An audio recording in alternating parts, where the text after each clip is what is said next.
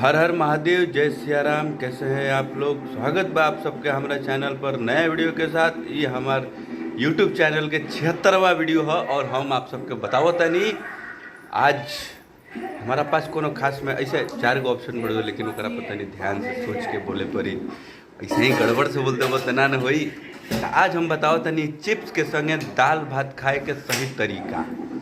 एक पीस बाचल तो हमारा याद आ गई रहे, तो अब हम बताओ कहा करा कि सबसे पहले चिप्स के जो एगो पीस है, जैसे कि देखो हम ले बनी, लेकिन एक बाद हमें कह साइड में कैला के बाद हम आप सबके बताओ तनी कह कहते तूर द आ फिर एगो हेजा लगाव पीस, एगो पीस लगाव हेजा, यही तरीक कवर बनाव आ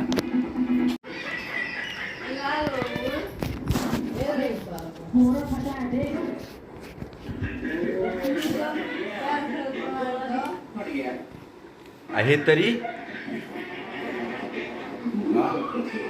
खा लो। चुप तो संग दाल भात खा के सही तरह का यह है। तो तनी हम अपने वाणी के बेला बोलो हर हर महादेव, जय श्री राम।